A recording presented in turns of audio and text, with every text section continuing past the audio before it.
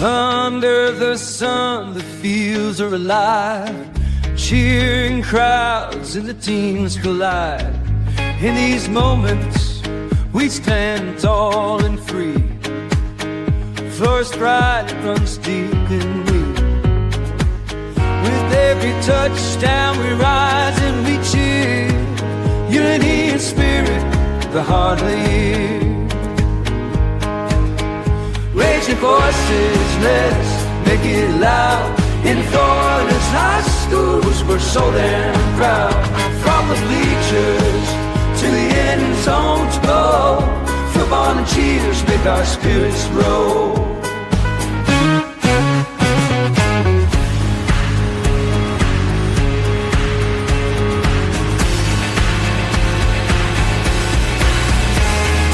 Girls in the game, they're fierce and bright. Flag in hand, they give it their might. From every town they bring their dreams. On this field of gold, nothing's as it seems. Together we shine, together we play. In Florida's heart, we own this day. Raise your voices, let's make it loud. In Florida's high schools, we're so damn proud. From the bleachers to the end zones go, football and cheers make our spirits grow. So here's to the game, we'll rise and stand. In Florida's field, we're the giant band.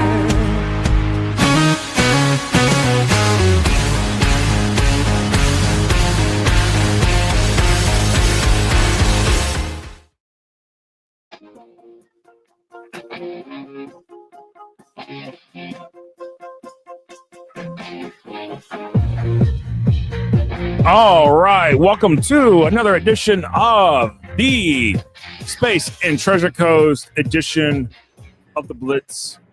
Josh Wilson here along with Christopher Like. How you doing, man? I'm all right. As we get into week number 4, it's already hard to believe we're already at week 4 here of the season here. Pretty soon we're going to be getting playoff rankings here from the FHA, and that's going to be fun to watch, see what happens there. Hard to believe we're already almost halfway through the regular season. Yeah, I know. It's hard to believe. We're already in the month of September. And by the way, today's prop is brought to you by $1.97 at Walmart.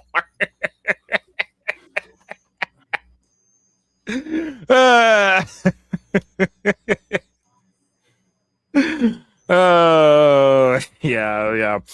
Anyways, welcome again to the Space and Treasure Coast edition of the Blitz here at Emory Smith says, yes, it's hard to believe. Time truly does fly by really fast. Yeah, and then the playoffs will be here before we know it, and then it'll be not football season again. I don't want to think about that because I like football.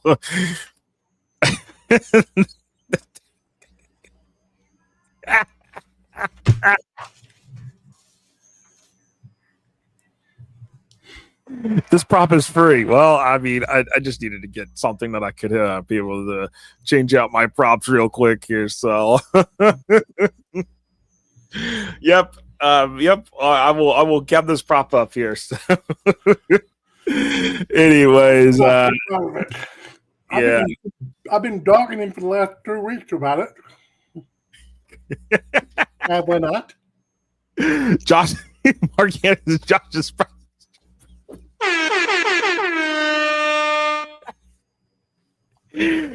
This is why we do the shows. We also it's not just for information, it's entertainment purposes. Ladies and gentlemen, so thank you for watching. All right. Well, tonight we're gonna have head coach Mickey Groody from John Carroll on, and as we roll into it, it is time for the Blitz Lines as we look at everything from the Space and Treasure Coast. And I mean, boy, I want to gravitate to I just want to gravitate in over to the biggest elephant in the room right now, and that man, oh man. What that's going to be? Would you like to take a guess? Because I think you probably already know. Because I'll tell you this right now. It's some king called Coco. Yeah. my, oh my, oh my, oh my. So, I don't know where to start here. I'm just going to start here with this. This Cocoa team that has won 3 state championships, when they won those state championships, they have not started out like this. I mean, think about it. Think about it for a moment. Just how close Cocoa could be right now, sitting at 0-3.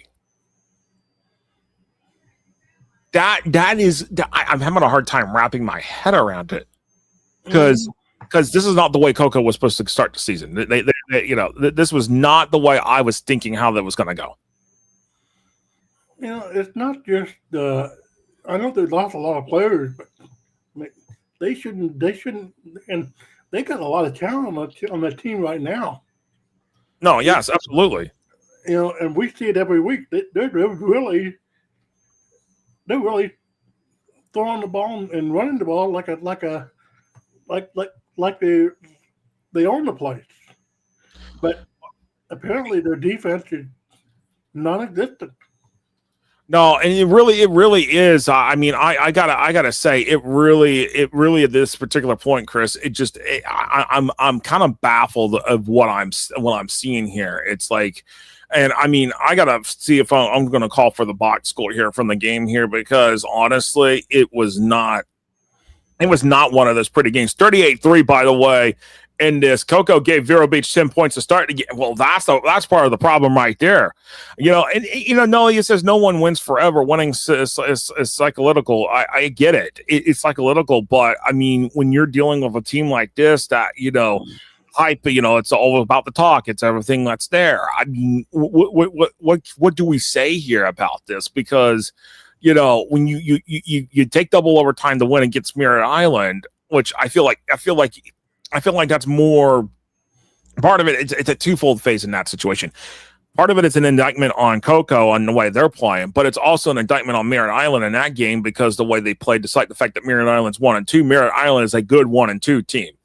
All right, so I mean, you just look at everything that has happened so far for Merritt Island. It shows that there was every reason why they contended with Cocoa in that first game. And you look at Cocoa. They should have won that game against Merritt Island. They should have won by at least 2 touchdowns in that game. No, absolutely. And by the way, everybody knows it. Everybody knows it. Yeah, and it started scratching your head then when you lose to Mainland 19-14. And Champ Smith, this was Champ Smith's line, by the way, on Friday night against Cocoa. 7-26, 1 interception, 38 yards. Vero Beach's defense just literally played shutdown. I mean, they were coming already off a big win at Buchholz, winning in that last 30 seconds. All right. Mm-hmm. You started off the season, you beat O'Galley, you beat Buchholz, now you've beaten Cocoa. I mean, please, I like for anybody to challenge me on this, but in my mind, Vero Beach right now is a top 5 team, if not a top 3 team right this second in this state. The way they're playing right now, the way they are playing that schedule, I would like for anybody to challenge me that Vero Beach ain't in the top 5, at least in this state, because I feel like they are. I would challenge anybody to put Vero Beach in the top 25 nationally. That's how I feel about it.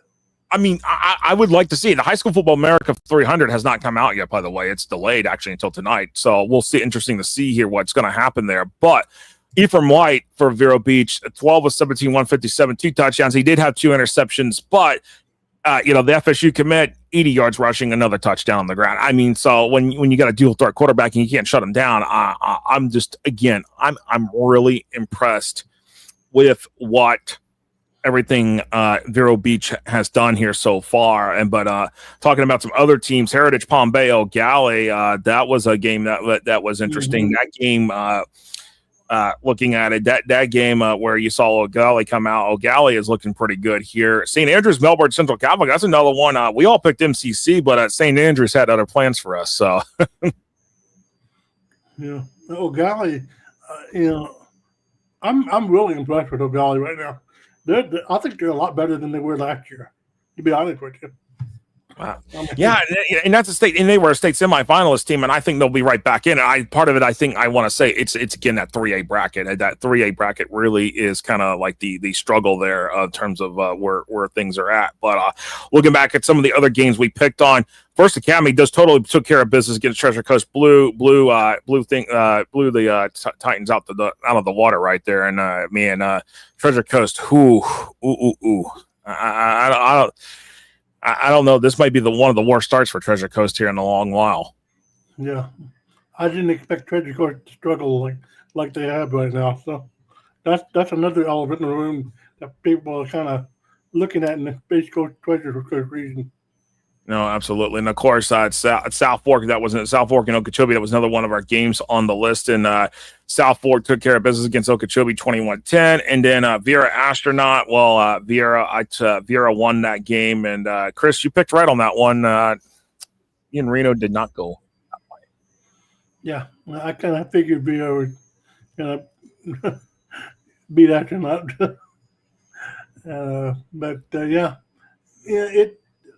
This has been a really entertaining year as far as the Space and Treasure Coast goes. I mean, wow, there's a lot of there's no shortage of headlines here.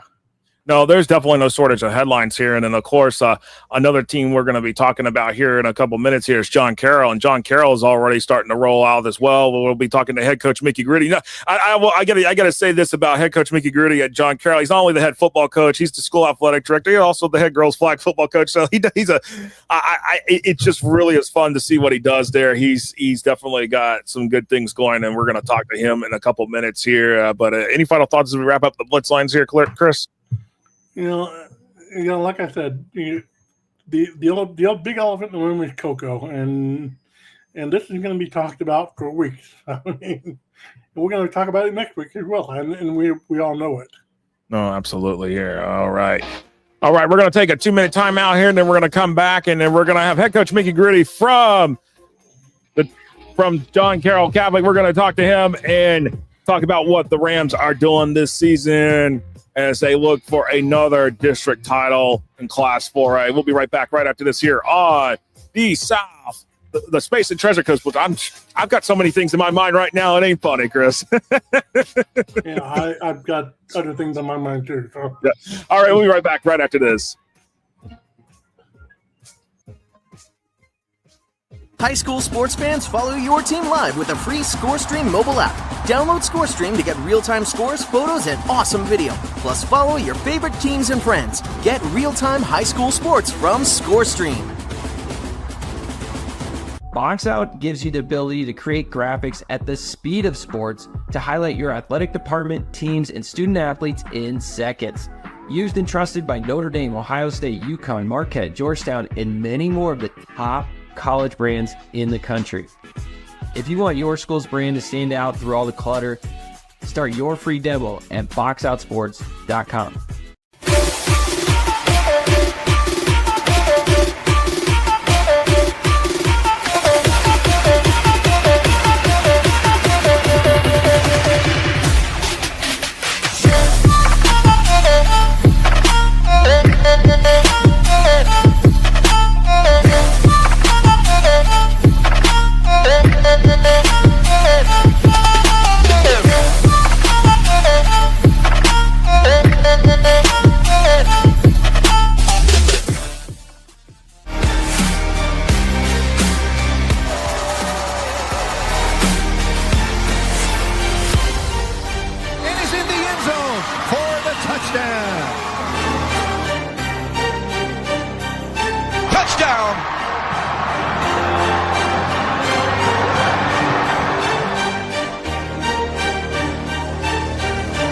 Juggled and caught.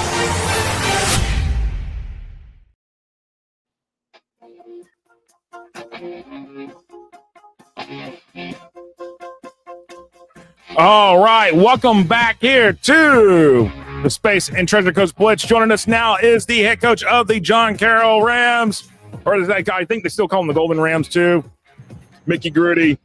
Not only is he the head football coach, school athletic director, girls head flag football coach as well. So Coach does it all. And Coach, appreciate you taking your time out of your busy schedule to join us here. And by the way, real quick before I get going here, what happened last night with the makeup against Okeechobee? Was that not a makeup? Was weather involved again? I mean, I'm trying to figure that one out. And I figured that would be my first question off the bat here. And then we get into the good stuff. I had a feeling that was going to be one of the questions coming out. But so we tried to get it in again last night. We were there 2 weeks ago. We got a little bit of the game in, and then tried again last night. Didn't get any of it in, and just came to an agreement that we would go ahead and take the win, 7-0, and no need for a reschedule on that game. Oh, wow. Okay. All right. So there you have it. Go. That, for anybody that's not sure what was going on, we have our answer now. That even answers my question there as well for everything. But Coach, again, I appreciate everything. I know y'all are off to get into a 2-1 start here. So, I mean, for y'all, coming out in that first game in week 1 against Cardinal Newman, I know that was a pretty difficult, rough patch right there in terms of, starting off the season. What did y'all learn from that game, against a very good Cardinal Newman team that, now has propelled 2 wins here? And as looking forward in the season schedule, you got several more district games. You got, a variety of teams, a variety of opponents sitting here on the schedule. Obviously, the biggest thing is that y'all are a 4A school that really technically should be in 1A, but geographical purposes, y'all have been 4A this past year and this year. Yeah, no, that Newman game, obviously, Coach Jack Daniels, they have a good squad there. I thought it was great for us to schedule that game just to see an opponent like that. With my coaching staff, our motto going into this offseason was we wanted to get our guys uncomfortable in the sense that we had success last year moving up to 4A, going 10-0, winning the district. We didn't really face a lot of, I guess, difficult situations, And so I really think that Newman game was good for us. I mean, you never want to say a blowout loss like that is good for you, but I really think it kind of woke us up a little bit. I think guys were still kind of in cruise control from the success from last year, and different things in the offseason. So we really tried to get our guys uncomfortable this offseason. We went to spring ball saying there were no starters. Everyone had to compete. I think competition brings the best out of people, and that was kind of our motto. And then going into that week 1 game, I really think it kind of woke us up. I was proud of the way, we bounced back against, Centennial, who's a 7A school. I thought we did a good job last Friday against them. So I'm hoping it kind of woke our guys up. We have our second district opponent this week against Port St. Lucie coming up. So if we can kind of keep that focus we have now, I think Newman game kind of woke us up a little bit. No, absolutely. So you have a good running back in Mr. Pittman there. Talk about his play so far this year, and how important is the run game to your offense? It's kind of what we, base our offense on. Obviously Jeremy does a phenomenal job as a running back. I think last Friday against Centennial, I was on the headset, and I'm like, man, he made something out of nothing. I feel like I said it multiple times just because he's that hard of a runner, and he'll end up going to school somewhere to continue his career eventually. But just a hard-nosed runner, and that helps. It also helps when you have 2 tackles like we do with Charlie and Sean. 27 and 28, both have, every offer you can think of. But then I think the core of that offensive group is the other 3 offensive linemen. In the middle there, they're guys you're not going to hear about in the recruiting pages, but they're hard-nosed worker. They understand what they're doing, and that's a big part of it. No, absolutely, Coach. And I mean, looking at everything, talk about, some stuff with the defense, and, talk about what your defense has learned here so far this season here. I mean, I know there's obviously room for improvement. So what have you been able to, for the guys to figure out what, defense to be able to get some of the stats to start to go up and be able to, especially like with sacks and interceptions. I know those are 2 big things probably that you're wanting the guys to really focus in on. Yeah, no, going into the year, defensively, we had a lot of question marks in the linebacker room. We lost I think 3 or 4 of our linebackers last year to graduation. So linebacker was a real big question mark for us. We have a new defensive coordinator this year, Coach Lubin, who was with me my first 5 years. He went over to be the head coach at PSL.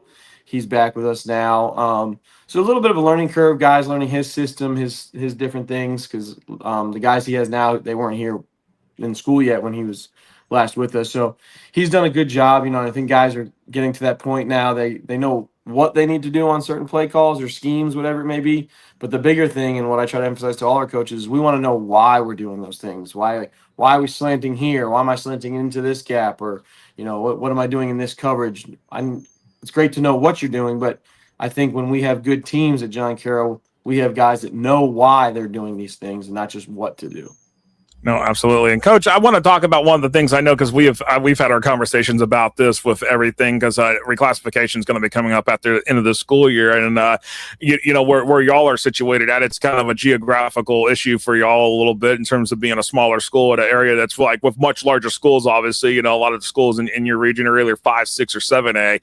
I mean, what do you hope the FHA will do this coming time around? Because I know that we've obviously gotten some amendments over the FHA that there's one too many classifications in the state, but we also look at the other side. There's the Sunshine State Athletic Association that if we have to accept the fact they're going to be here for a long time to come, and at the end of the day, what do you hope they can maybe come about? Because especially for a program like y'all's, where y'all should be playing 1A football, but you're having to play 4A because in order to be able to not spend many hours on the road trying to go to district games.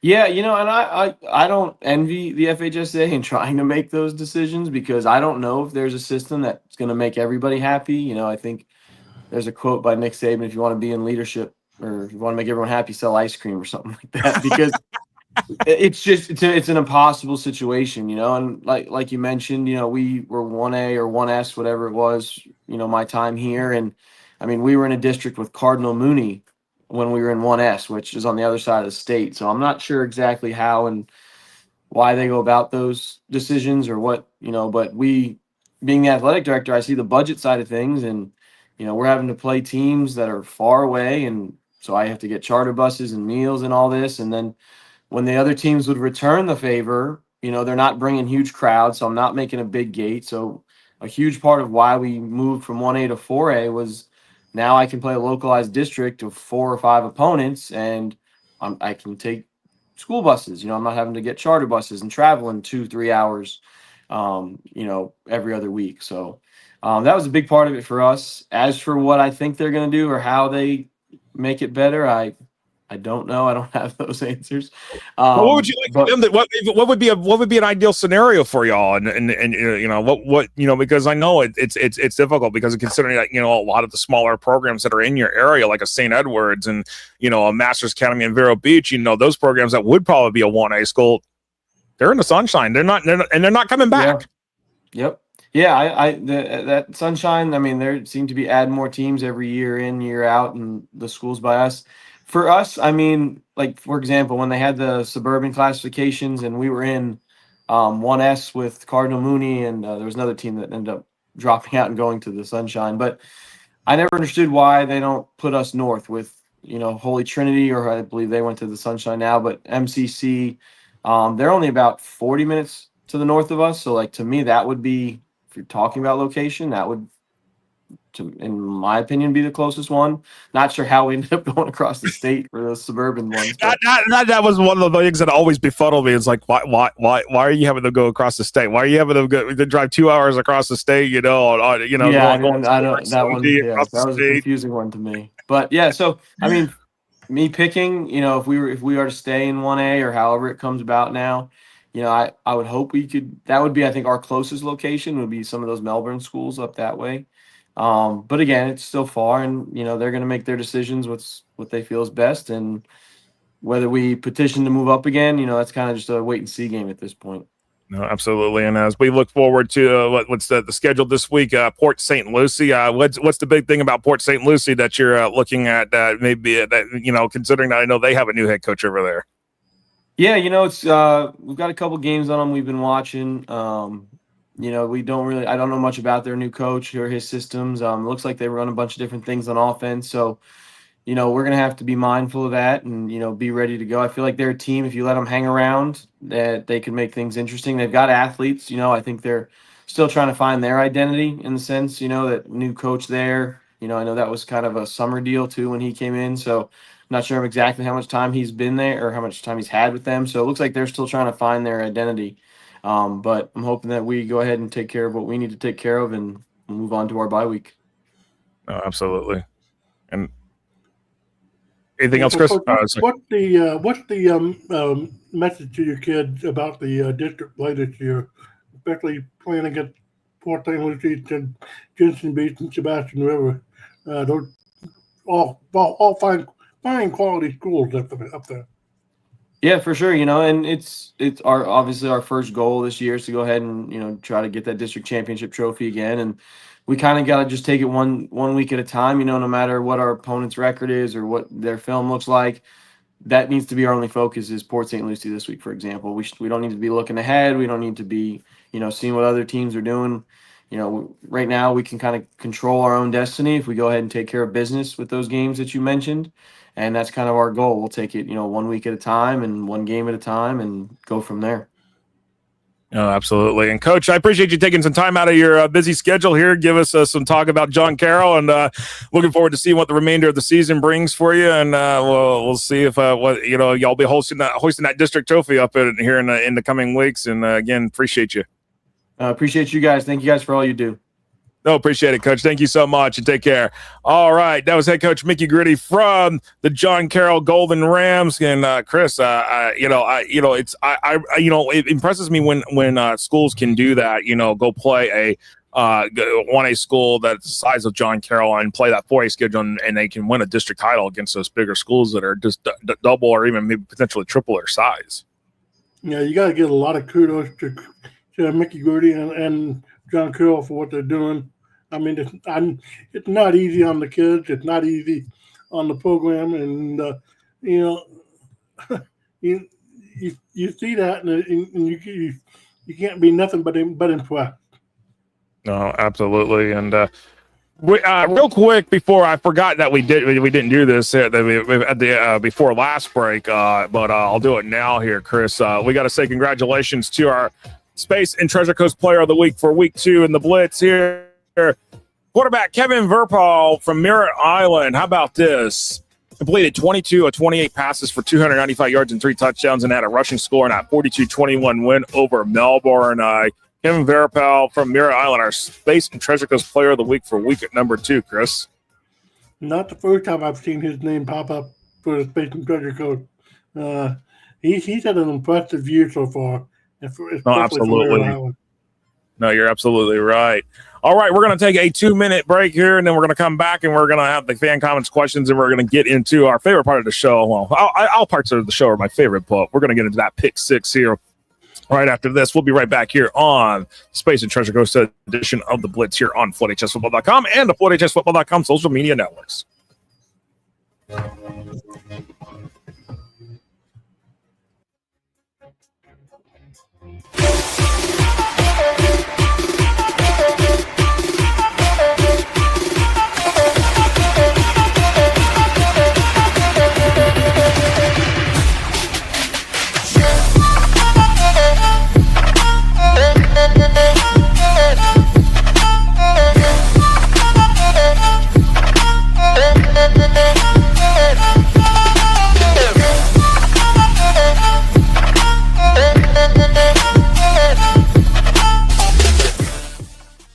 Box Out gives you the ability to create graphics at the speed of sports to highlight your athletic department, teams, and student athletes in seconds. Used and trusted by Notre Dame, Ohio State, UConn, Marquette, Georgetown, and many more of the top college brands in the country. If you want your school's brand to stand out through all the clutter, start your free demo at boxoutsports.com.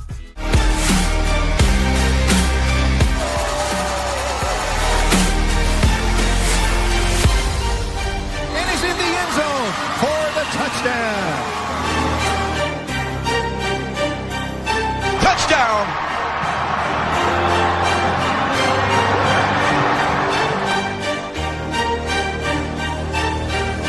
Juggled and caught!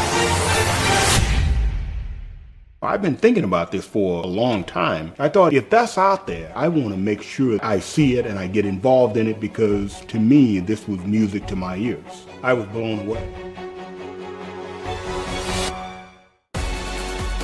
When you look at today's kid, the millennium kid, they learn by being able to see it.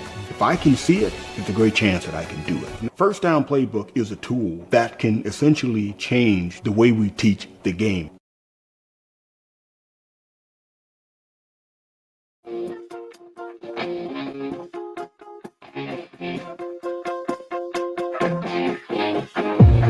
All right, welcome back here to the Space and Treasure Coast. Oh, I forgot to change the thing over.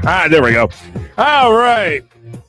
As we come to you live here on this Tuesday night here, I don't know what's going on with my camera. All of a sudden, is there seems like I'm having a stability connection here or something. I don't know what's going on here. All of a sudden, it just seems like the internet is like doing whatever it feels like it wants to do. And gosh. Well, we'll figure it out. Anyways, here, looking at the fan comments and questions here as we look through everything, and looks like there's a bunch of stuff in the chat here. A lot of people were just talking about bulls from Okeechobee and the Brahmins. You know, that's a unique mascot, the Brahmins. I like that. They're in Okeechobee County, the Brahmins of Okeechobee. And, of course, Bart County says USF used to be the Brahmin Bulls. I didn't realize that. I did not know that, Chris. Yes, I did. Way back in the day. Man, way back in the day. And of course, Emery Smith says, and we got head coach Matt DeBuck. He's going to be coming on with us on the South Florida Blitz coming up here in just a little bit here after 8:30. We'll have the South Florida edition of the Blitz. And we appreciate everybody joining us here as we are live. And, Emery Smith says there's a bunch more teams joining SSA next season. And trust me, I know at least 4 schools are already planning to switch to SSA next season. And there may be even more to that. So we're going to see what's going to happen here, because with the reclassification, I think, Chris, to be honest with you, whatever proposal the FHA comes out with coming up at the board meeting, what idea is floated, because we already know the open division's coming next year. You know, we didn't bring it up, but I kind of get the suspicion that John Carroll may be looking at that possibility of joining Sunshine State Athletic Association because of the way the travel is around there. You know, and that is an issue, and we'll see what happens here with that. But I gotta say that whatever comes about with the FHA, whatever is proposed at the board meeting later this month, there's either gonna be one or two. It's gonna get a response one or two ways out of schools and coaches. It's either gonna be something very favorable, or it's going to be like, what the heck are we doing over here?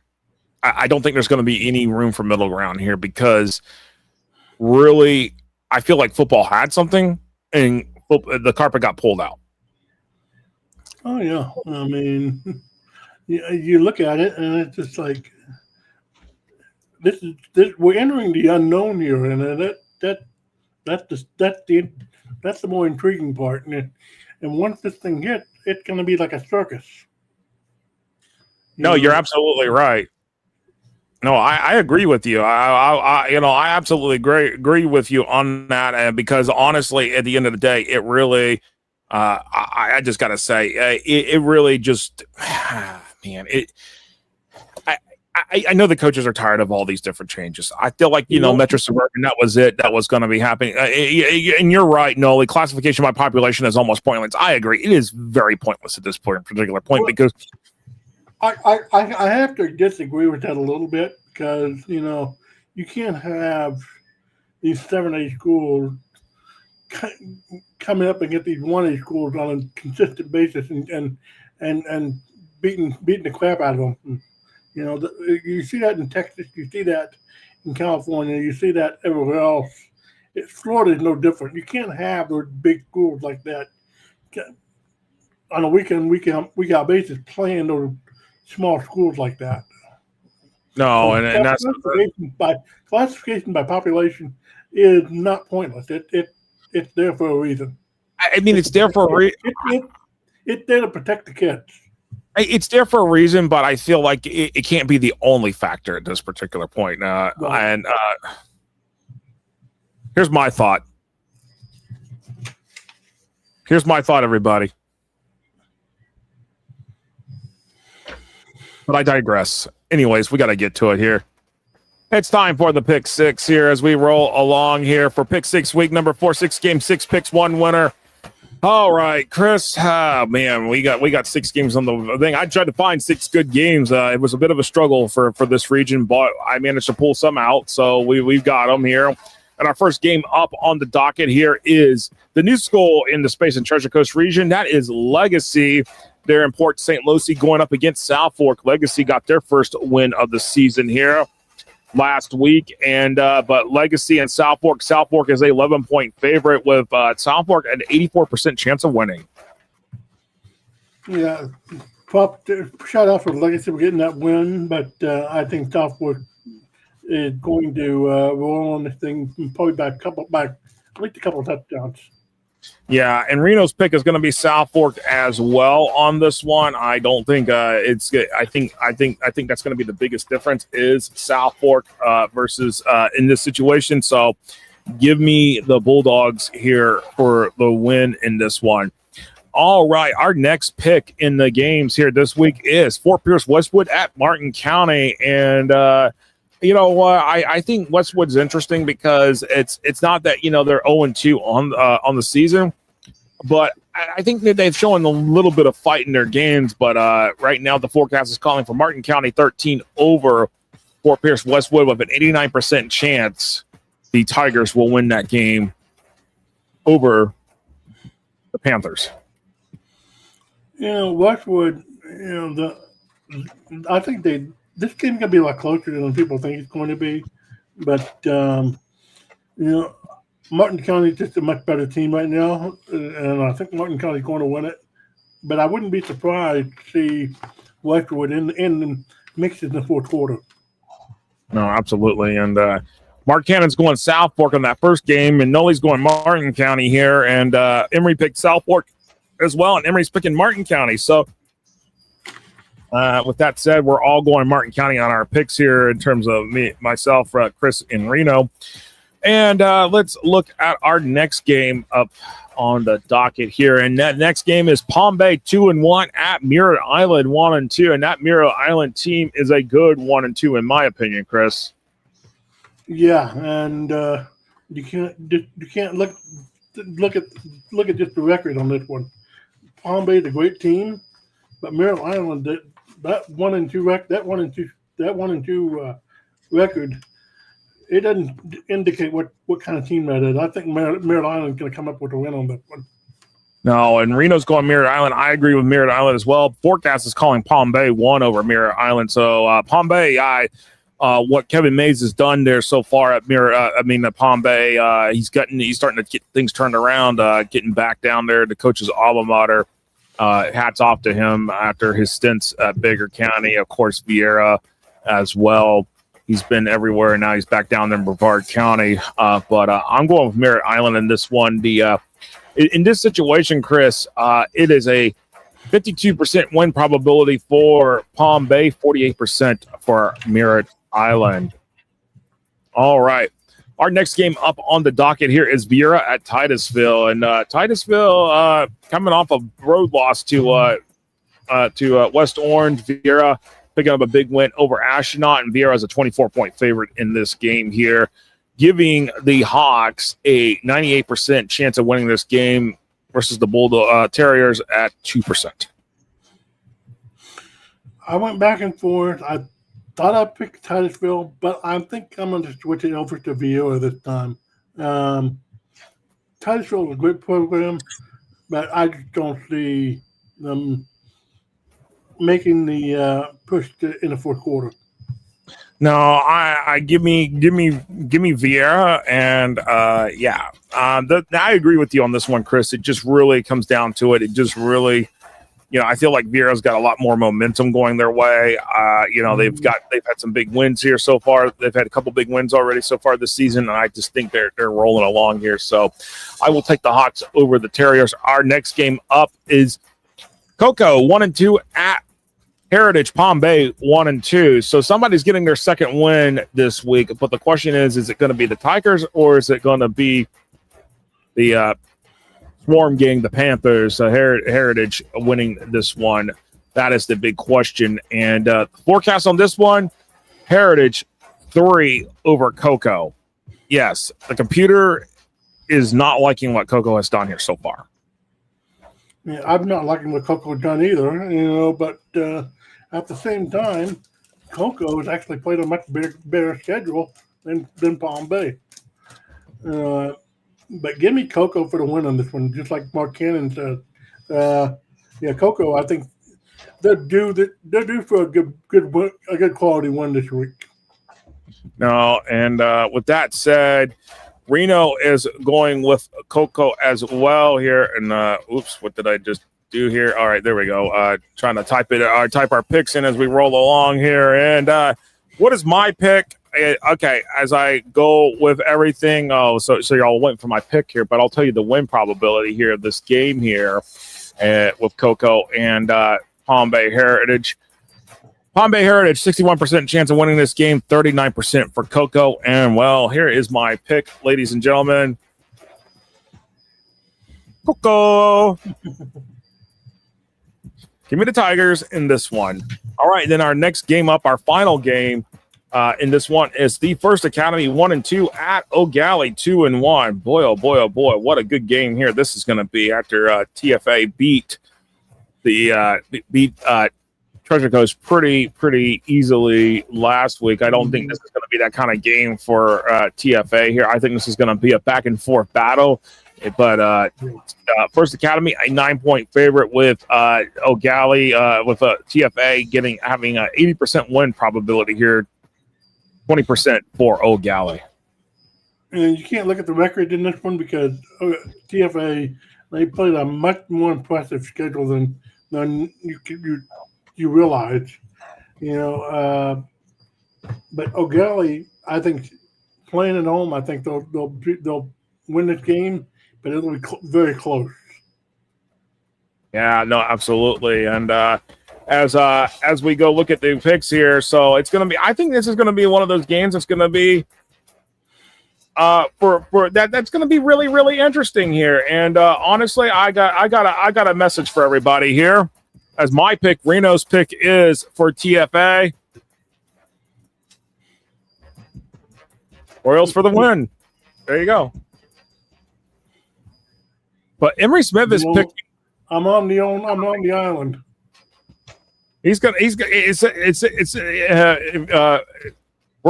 not on an island here this week. I think, you know what? I'm looking at it right now, Chris. All of our picks are the same. So either we're going to win or we're going to lose on our picks this week. Yeah. Absolutely. All right, Chris, any final thoughts here as we wrap up here on the Space and Treasure Coast edition of the Blitz? Yeah, great interview with John Carroll. Interesting game this week, but not a strong week of games.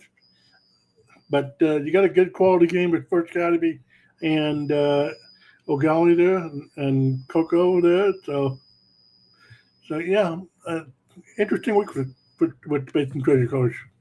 No, absolutely here. And Mark says First Academy for the fourth. Oh, my God. I can't, Chris. I can't.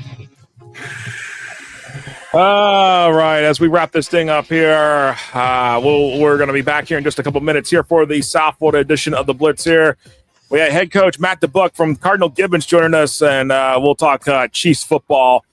As Cardinal Gibbons, a lot of people think they may be back to making a deep run here, and this prop is free, yes. All right, we'll be back here in just a few minutes here for the South Florida edition of the Blitz. Appreciate everybody watching.